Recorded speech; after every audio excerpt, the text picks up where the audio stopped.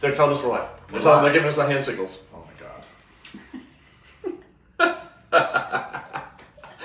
What's up, Mr. Webbs? What's going on, guys? Thanks for coming in, and I appreciate you coming in when you did, because that conversation needed to end.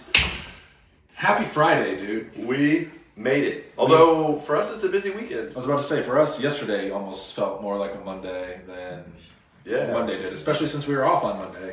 So on Monday, and then Tuesday, and then it's been a crazy week. It has been a crazy week. It has been a crazy week. It's felt like one of those weeks where you've been working all day and really all week, and then you look at what you've done, and it feels like you haven't made a single dent in what you needed to get done this week. 100-ish. So, glad to spend more time talking and helping some people out and answering as many questions as we can, of course. Of course, guys, jump right in. We are open. We are going to be talking about VAs and how to hire them, how to manage them, how to train them, how to incentivize growth for them. That was the main topic of what we discussed during office hours yesterday. We also talked about different exit strategies at Jarrett and Trey's CLT REI meetup at Heist Barrel and Arts last night. So we have a lot that we can talk about, but of course this hour is meant to oh wow, that's so much better. Okay, this hour is meant to prioritize what you guys need, what you guys are looking for, what questions you have. So please don't be shy. Enter it multiple times if we're not getting to it as quickly as you want us to, because even though we're sitting down, we can still stand on our soapboxes a little bit. So jump right in, and Ed, let's get us started. I mean, what is one of the biggest pieces that you took away from yesterday, just in regards to questions people were asking, or something new that you heard that maybe hasn't been discussed quite as much recently?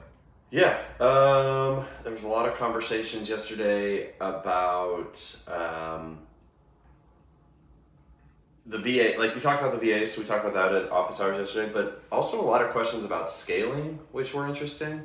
How do I get started? How do I choose the the marketing channels? How do I make sure those are effective? So I found those conversations actually really interesting. I thought the advice you gave was pretty solid. Make sure you're having depth in one marketing channel before you kind of try and go broadly and do a bunch of marketing channels. Yeah, and I think that depends on the approach that your business is molded on. And we talk about it because when you get started, most of the first lists you're working on are the high need, high priority lists. Yep. Pre-foreclosures, tax delinquencies, etc.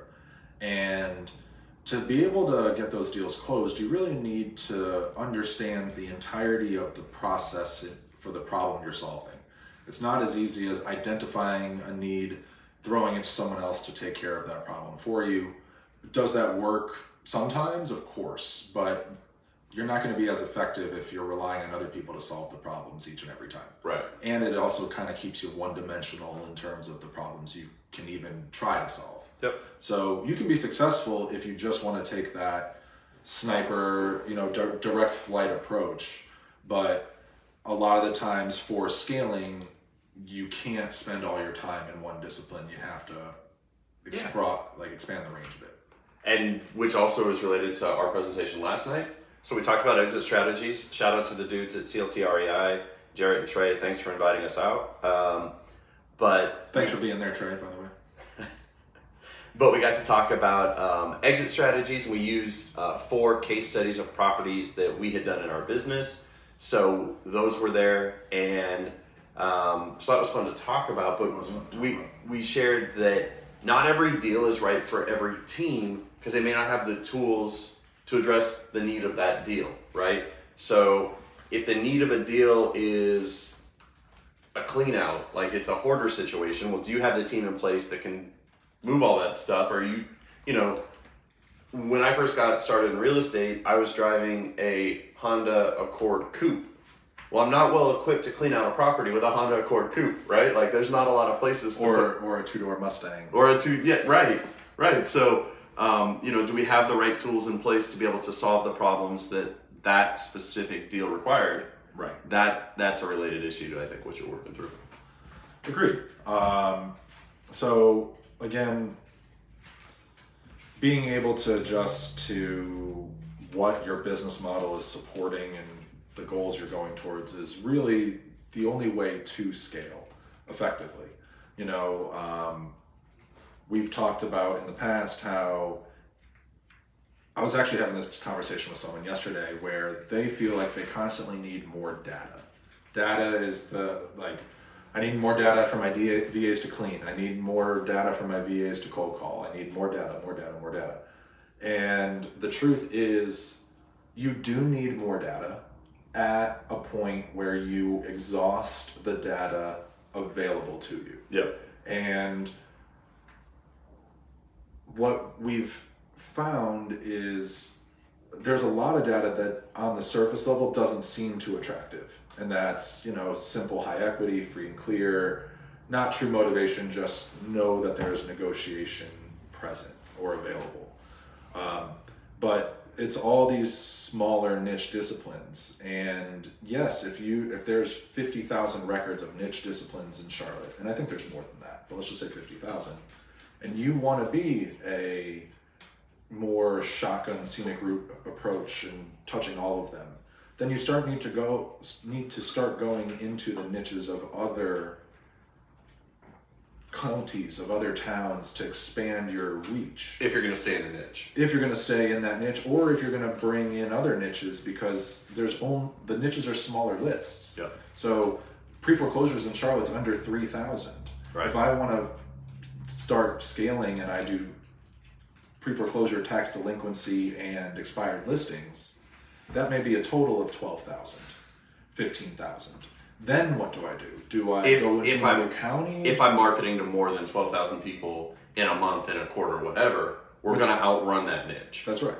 So I'm going to need to either go into another county or I'm going to need to take on another niche. Yep. And both of those can be correct. But if you're taking the sniper approach, a lot of the times that's dictated by one of two things. It's either because you want to be excellent at a certain discipline, a certain approach, certain motivation, or you are hyper focused on a location. Yeah. And I think the big thing to keep in mind is we look at mainly Charlotte Metro stuff to hold.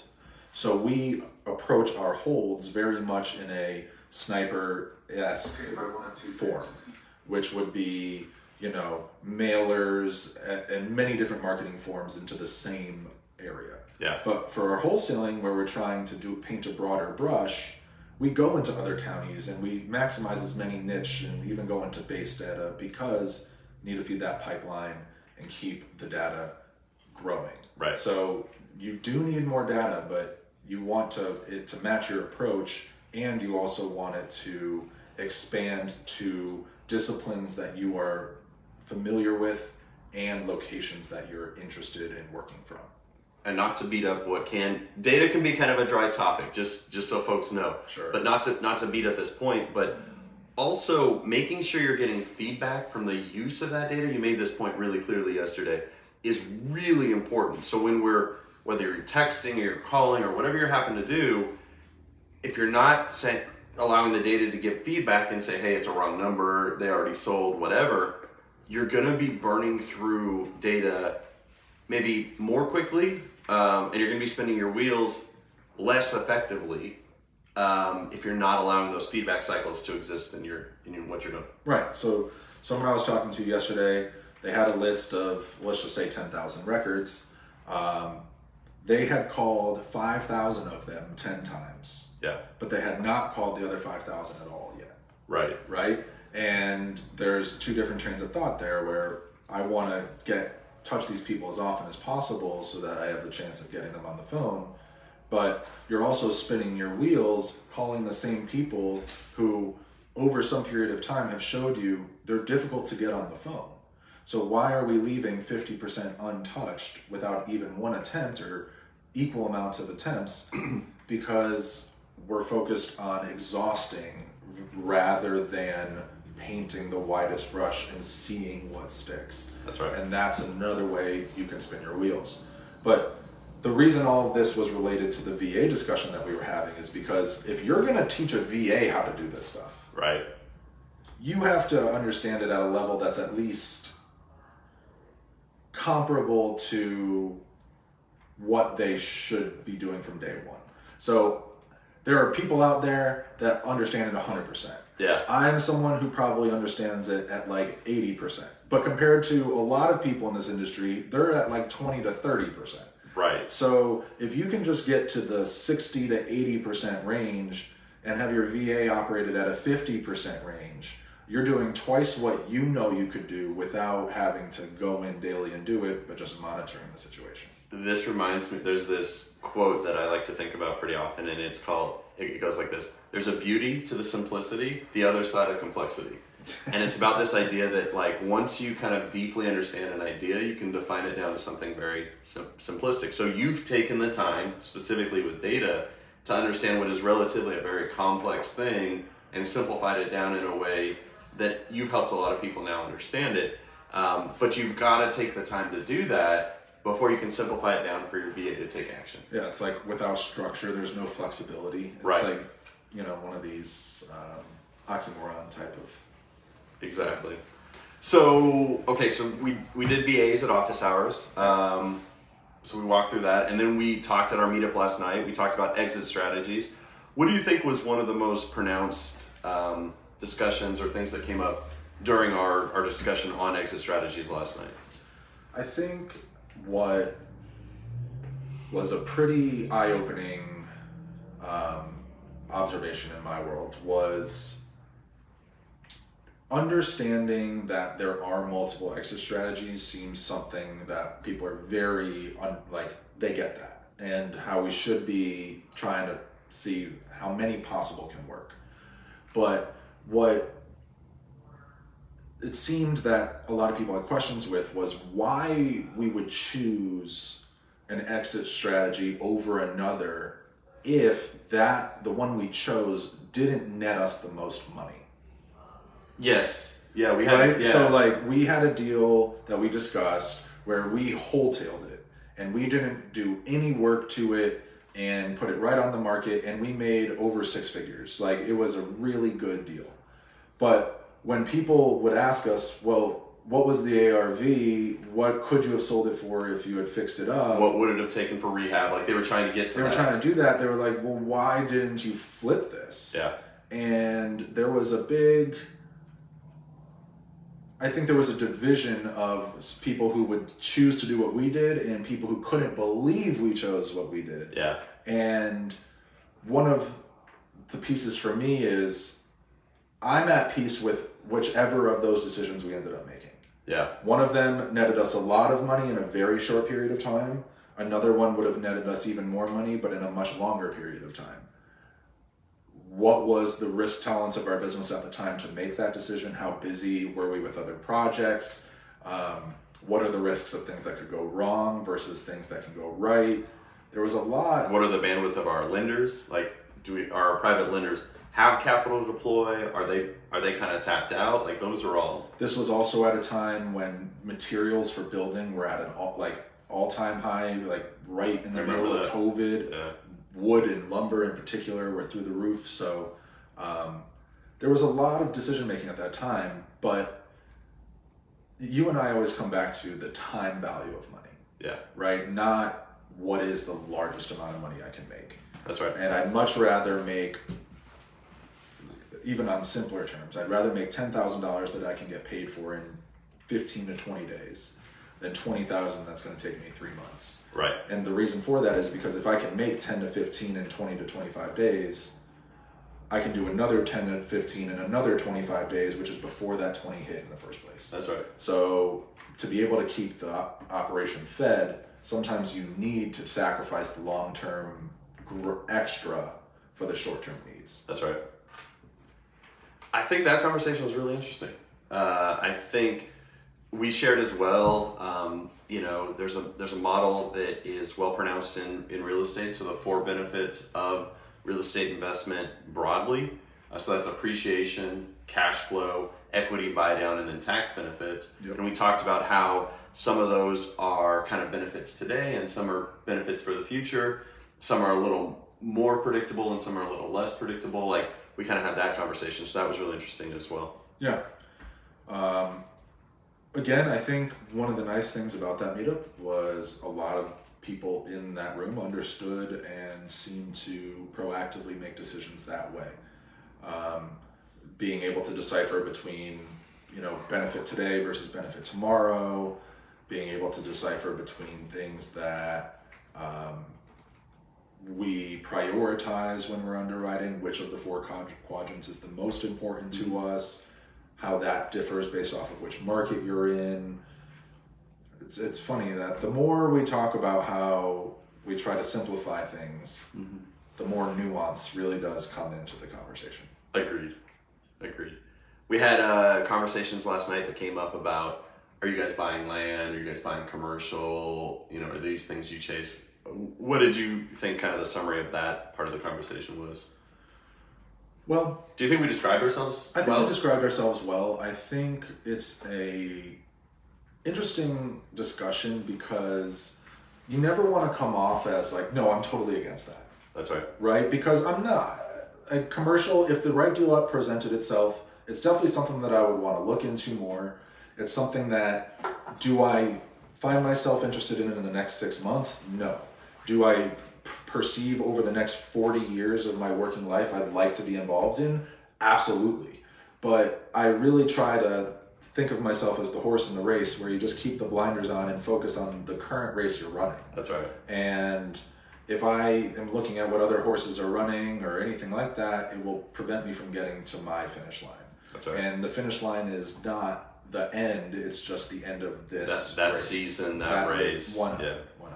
And this goes back to kind of what we've always built the business around, which is like there's cycles of certain assets and there's life spans or life cycles of certain assets, and they'll be present in the portfolio for a period of time, and then they won't be, or they'll you made this point really well, which is like, if we buy, like we bought a rental, 0% financing, and at some point in the future, 0% down, let's be real.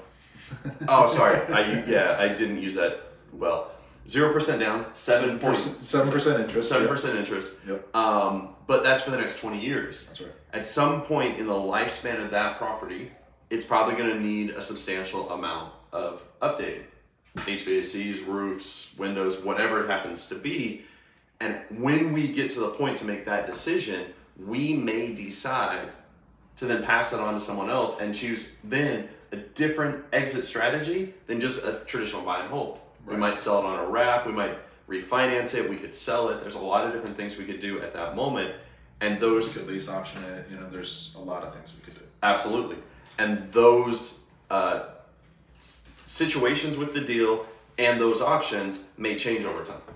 And I think you explained that really well. That's the benefit. Like, that's the cool thing about this is as times fluctuate, so do our exit strategies. Doesn't mean that they all go away, but there are times where some are more enticing than others, and by working with people creatively and kind of avoiding the conventional bank world, it allows these conversations to be more fluid on a time and ease of life basis. Like, yes, we're in it for 20 years, but if he comes to us at year 8 and wants some flexibility in terms of our agreement, of course we're happy to have that discussion. Yeah. Whereas I don't know how Wells Fargo would feel about that.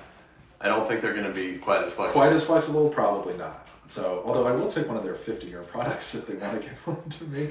But, so that's, again, just one of the nice things about finding multiple exit strategies, working with people that have the shared interest as you, because we're going to try and collaborate as often as possible to meet all sides of the deal's expectations. Which brings me back to that deal we sold. We were having a conversation about, should we rehab it? Should we just wholesale it? Yeah. Even that deal itself is a deal 12 years from now we're probably going to regret having sold. Oh, 100. Because every deal we ever sold. Because the equity development over time is really that's really the golden goose, right? Like that's the thing that is actually the most valuable in a real estate deal. All the other things are kind of like, how do we keep the operation going? That type of stuff. So, and I think the nice way to view that from the long term is, well, if that's the case, why would anybody sell? Why do people sell? And the real reason is we have created vehicles that allows people to sell without losing that benefit. Which, with 1031 exchanges and being able to upgrade classes and buy more expensive buildings so that other people can buy the lesser ones. So when you look at the people who are truly growing wealth in this business, they are buying things, they are holding things, and then they are exchanging into bigger and better things. Yep. So all of these other tools are amazing at creating capital and building cash flow and all these things that can help us out. But in terms of the super long-term net worth growth, you gotta hold. You gotta hold. Yeah. Anything over there? We're very quiet. Instagram's kind of quiet today. Facebook world is kind of quiet today. We've got some visitors, so people are definitely watching. I don't know who they are, but thanks for being here. But, a little quiet on the questions front. So, I could always pull some of the ones that were kind of prepared during the week from people who were in the group and not, but... You're traveling this weekend. Maybe we can just talk about that for a minute. You're traveling too. Hey, we're traveling together. We're going to Asheville to the Net Profit Summit. So we got invited to share some thoughts at the Net Profit Summit. If you guys are interested in the area and you can make it to Asheville this weekend, I think there's still a couple tickets available. It's like $150. It's nothing that'll break the bank. I think. Hopefully. The folks who are going to be there are some people we have a lot of respect for. So definitely check our links both in the Office Hours group on Facebook and then in our link tree on Instagram. But definitely seems like something that would be worth your time. Like, we're excited to go because we're going to get to learn from some other people as well. You're going to be sharing, well, why don't you talk about what your presentation is and then I can talk about mine? Yeah. So we've actually already discussed a lot of what my presentation is on kind of just organically this week or today, but I'm going to be doing a lot of things about data mining, building lists for scaling purposes, basically ways to intertwine systems in your business using data to improve efficiency in terms of getting the right people on the phone, closing more deals, and just having more opportunities to have a flow of consistent deals. So I'm really excited about it. It's going to be a challenge because, as we kind of mentioned, data is very dry. It's something that not a lot of people want to tackle. So I've tweaked it a little bit, tried to make it a little bit more relatable to the people in the audience. So I'm excited to see how that goes. But yeah, I get the benefit of talking I think I'm 11 o'clock tomorrow morning. You're holding people up from lunch? Well, yes, but that means first day lunch. You are after second day lunch, so you have to struggle. Yeah, it'll be tough. Have to rally the troops. So I get to talk about one of my favorite subjects, though, creative financing. Shocking. And, we'll be talking about a case study of a couple of deals we've done. So anytime we get to kind of take the theory and apply it to deals we've actually done, that's really fun for us. So I'm excited about that. We'll get to join people at the VIP dinner that they're having.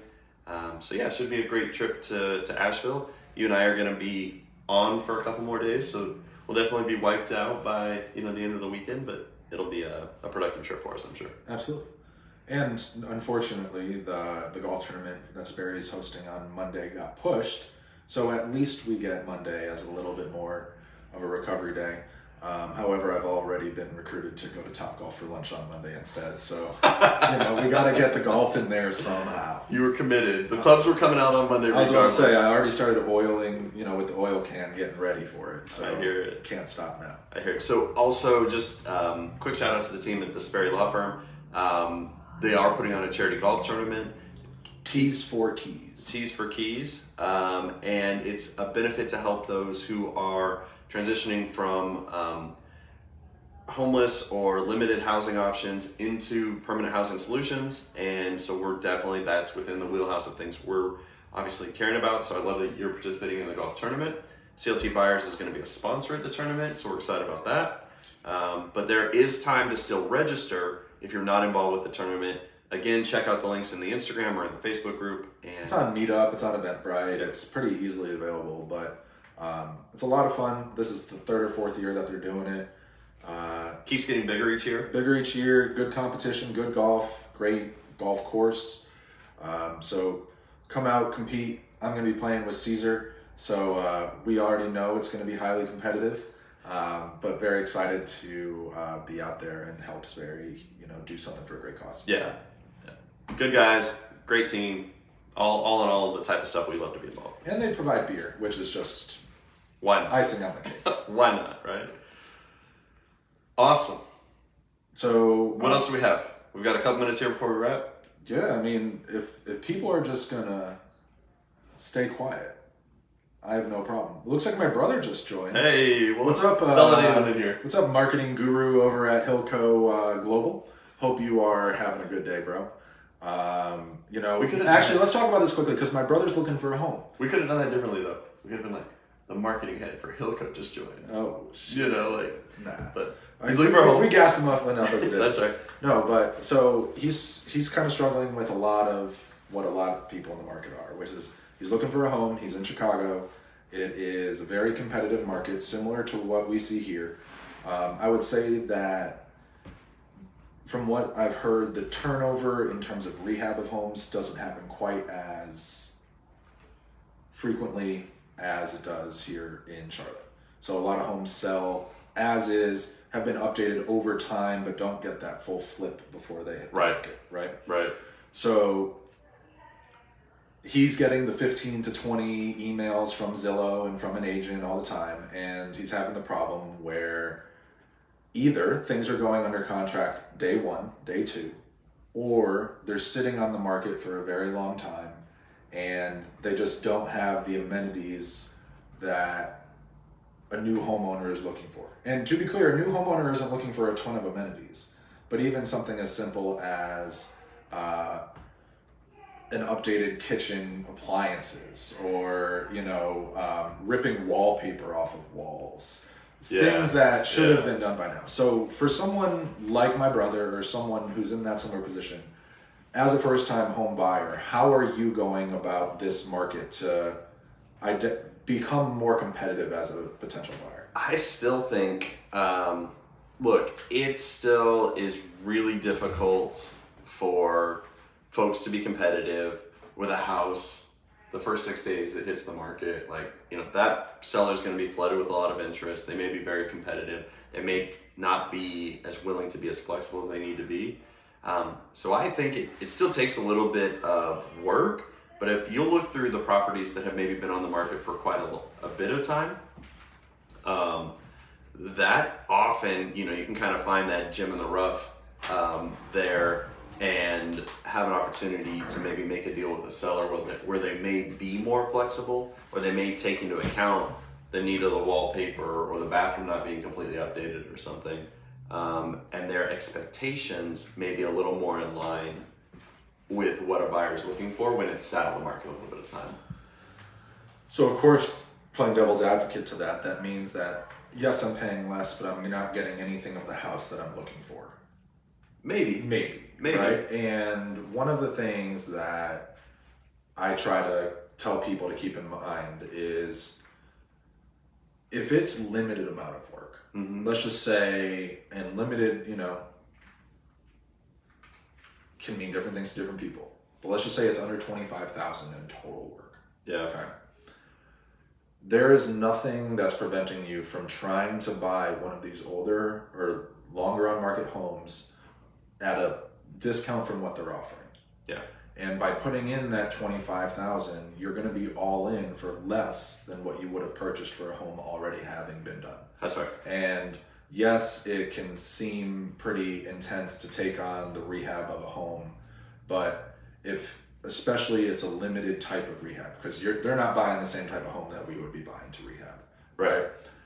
You can still live in the house while they're fixing the kitchen. You can still live in the house while they're fixing the second bathroom. That's right. So being able to do a limited rehab while you first move into the home can help you get a lot more of what you're looking for at a discount compared to what the main retail market's willing to pay. Agree with all of that. Also, some homes don't sell for very specific reasons. And what are a couple of those reasons? A discerning homeowner may be able to overlook or identify those elements very quickly. Let me use an example. Okay. We used to live in a neighborhood in town that has nice homes where like executives from the local banks or work keeping up with the Jones type. That type of neighborhood. Okay. So I owned a home there. I bought a home in the same neighborhood from a guy, and the whole reason I got a great deal on that home was because the house was dirty.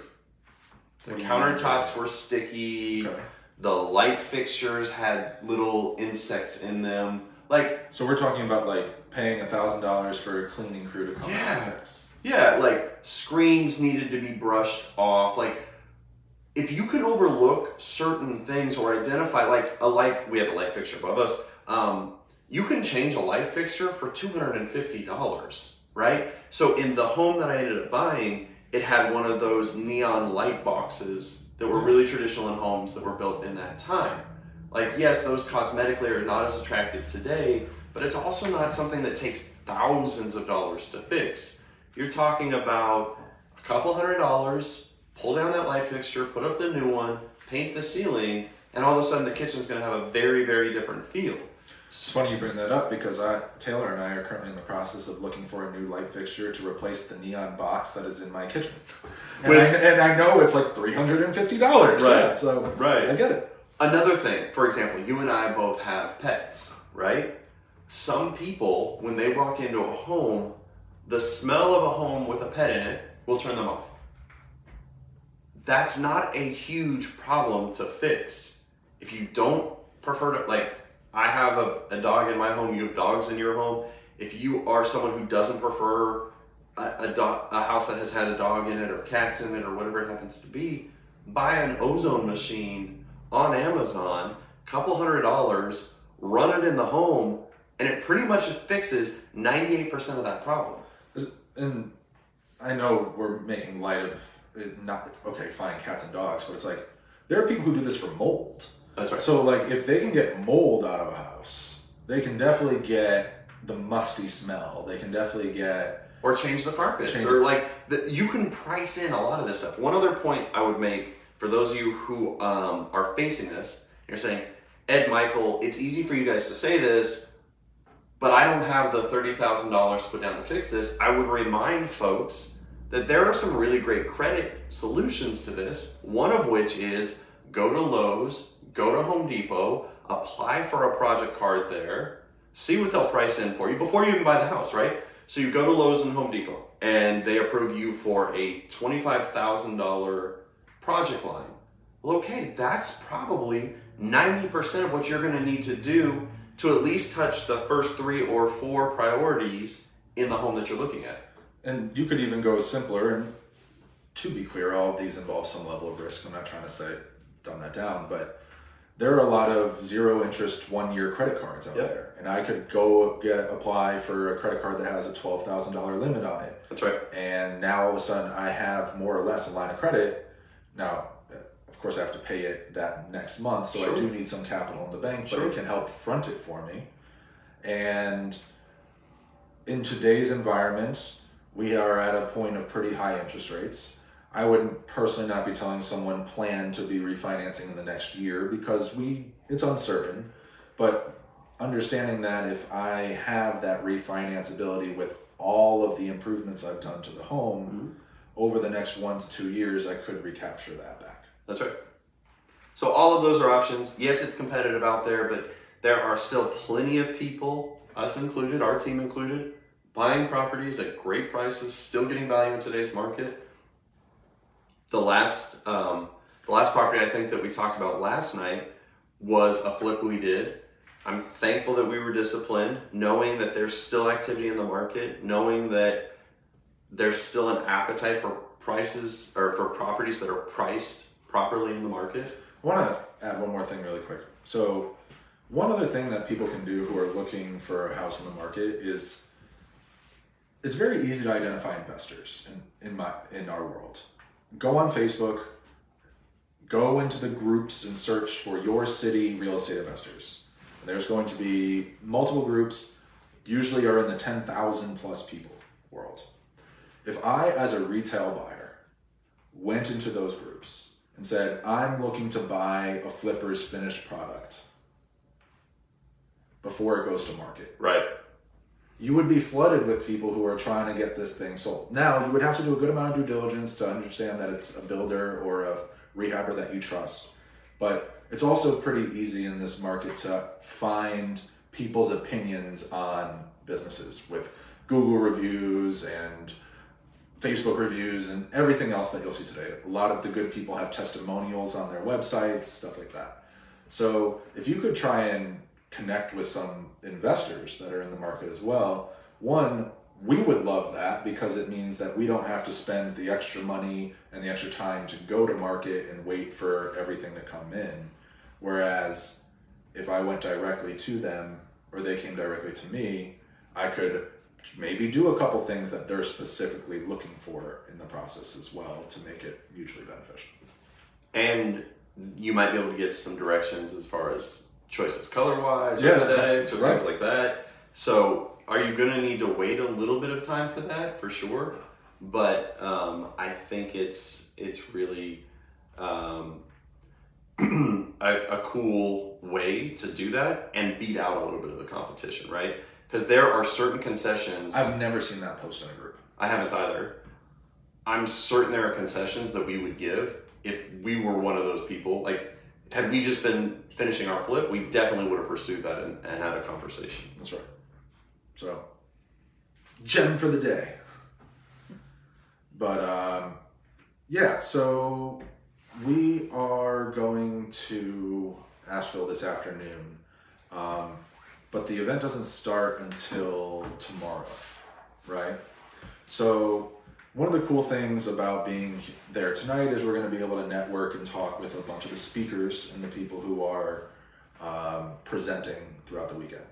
So you are very strong in networking. I've been growing my tool chest over these years, and I think I'm getting a lot better. But how do you approach networking with people who are sharing the stage with you versus people who are at the event? And I want to be very clear that the intentions may be different, but how you talk to people, respect to people, act interested, be interested in people is the same.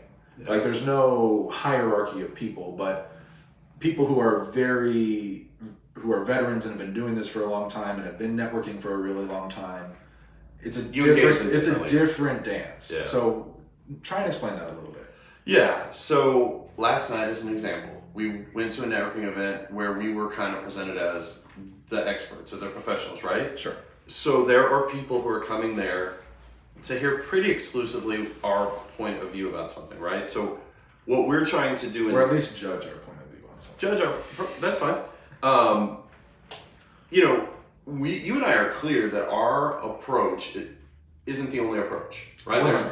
We've got great friends. Many of them come to office hours, share their points of view with us, but they operate their business a little differently than us, and that's completely okay. My hope is that I can offer a piece of what they want to create their business. That's right. It's like, 100. There's a hell of a lot more people out there that are a hell of a lot smarter than we are. An example, last night, the approach of novations came up at the meetup. Yep. We generally have not done those in our business. We generally don't pursue that as a strategy. In place of a novation, we have kind of 2 or 3 other things we prefer to do, right? So it's fine.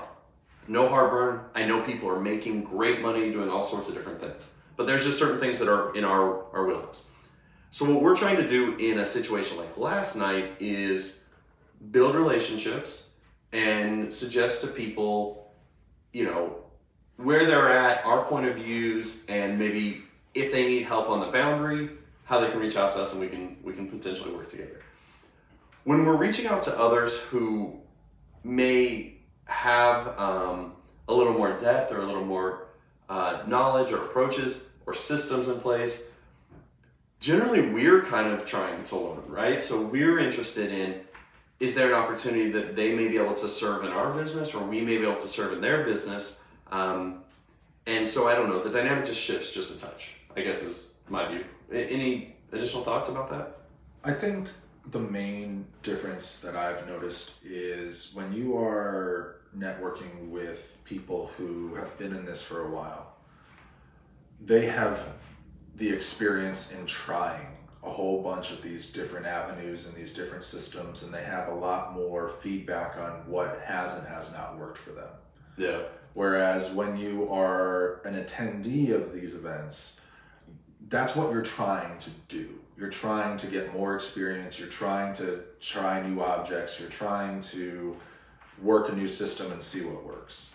So I think the vibe amongst people who are presenting or part of the event is very relaxed, like, oh yeah, I've done this, I've done that, this is what you should do. It's not overly energized. Yeah. Whereas when you are a part of the group and you're trying to get as much as you can, naturally you want to be energized so that you're even more receptive to what's being told there. And the vibe is just much more exuberant. It's much more rah-rah. Not in a fake way, but in like a pump people up to keep doing, the right thing. I think that's right. I just always know that I feel a hell of a lot more drained after the large rah-rah events than even if I spent twice as long in a more casual style conversation. Agreed. But with that, guys, thanks for joining us for Power Lunch. We appreciate you guys. Follow us on socials. We are going to be sharing the activities through the weekend. That's right. So look forward to that. For the folks who are going to be out at the Net Profit Summit, we look forward to seeing you. Thanks so much. Pardon for the interruptions, but BJ says thank you too. BJ says thank you too, guys. We'll see you real soon. Later, guys. Have a great weekend.